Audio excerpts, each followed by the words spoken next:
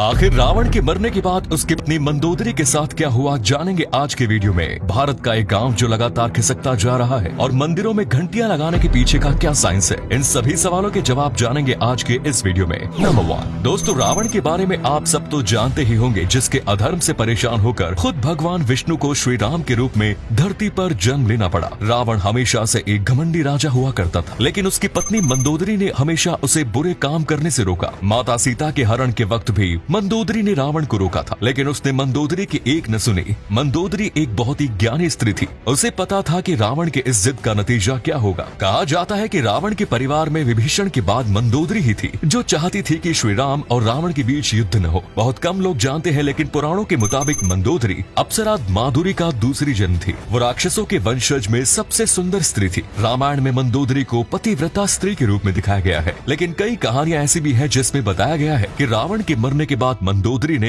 विभीषण से शादी कर ली थी। तो वहीं कुछ हिस्टोरियंस इस कहानी को झूठी मानते हैं। उनका कहना है कि रावण के मरने के बाद मंदोदरी लंका की रानी तो थी, लेकिन उसने कभी विभीषण से शादी नहीं की। नंबर 2, सऊदी अरब का नाम सुनते ही आपके दिमाग में बेशुमार पैसा, बड़ी बड़ी बिल्डिंग्स, लग्जरी कार्स और अमीर शेखों का ख्याल आता होगा। लेकिन क्या आपको पता है, एक समय ऐसा भी था जब सऊदी अरब दुनिया के सबसे गरीब देशों में गिना जाता था। जो तेल बेच सऊदी अरब आज इतना पैसा कमा रहा है, उस तेल के बारे में उन्हें 1938 तक कुछ नहीं पता था। लोग कच्चा खाना खाते थे, खजूर की खेती करते थे। आज इतनी ऊंची ऊंची बिल्डिंग्स वाले इस देश में लोगों के पास रहने को पक्के घर तक नहीं थे। तेल की खोज होने के बाद भी यहाँ की स्थिति उतनी ठीक नहीं थी। यहाँ अब भी लोग खजूर की खेती करके अपना गुजारा किया करते थे। इनके हालात में तो तब सुधार आया जब दुनिया भर में तेल की मांग बढ़ने लगी। साल 1976 के बाद से यहाँ के लोगों की स्थिति बिल्कुल सुधर गई। तेल के अलावा सऊदी अरब आज हीरो का भी व्यापार करता है और दुनिया भर से लोग हज करने आज यही आते हैं। आज के इस सऊदी अरब को देख के ऐसा कभी नहीं लगता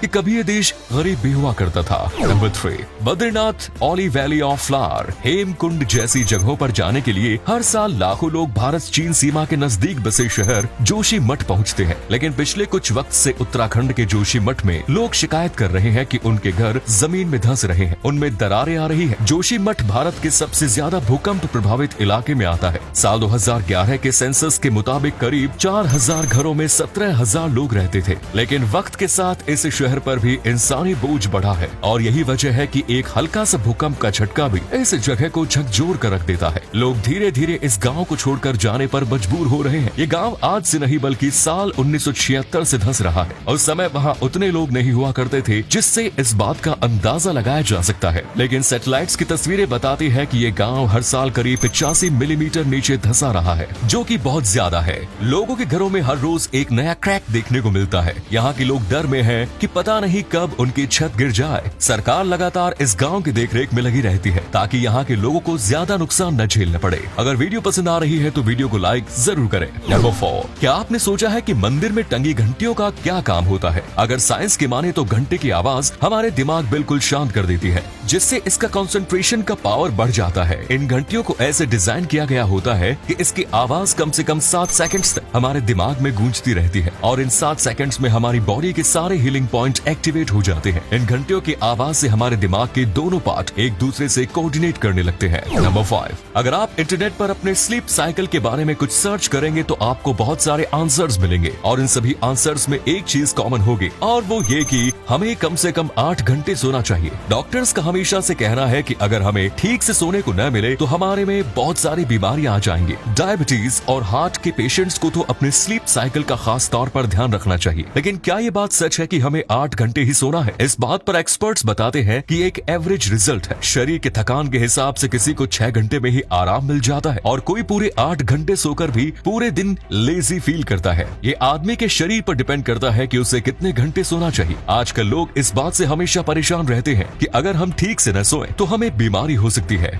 और ये सोच सोच कर वो अपने दिमाग को और ज्यादा स्ट्रेस कर देते हैं, जिससे उन्हें और कम नींद आती है। सोने से पहले हम जितना रिलैक्स रहेंगे हमें उतनी ही अच्छी नींद आएगी। नंबर 6, हमें कुछ चीजों से इतना प्यार होता है कि हम उसे कभी खोना नहीं चाहते। हम हमेशा चाहते हैं कि जो चीज वैसी है वैसी ही रहे। कैलिफोर्निया की एक औरत बाजार से एक पौधा खरीद कर लाई। उसने उस पौधे को अपने बालकनी में रखा और लगातार 2 सालों तक उसे पानी देती रही। उसे उस पौधे से एक लगाव लगाव हो गया। फिर उस औरत को पता चला कि जिस पौधे को वो 2 साल से पानी दे रही है, असल में वो पौधा प्लास्टिक का है। दोस्तों, मैंने जो स्टेटमेंट आपको ऊपर बोला उसका इस फैक्ट से कोई लेना देना नहीं है। मैं बस आपको बताना चाहता था कि दुनिया में बेवकूफों की कमी नहीं। मेरे स्टेटमेंट वाले लोग और ये औरत दोनों ही बेवकूफ है। तो उम्मीद है वीडियो अच्छी लगी होगी। धन्यवाद।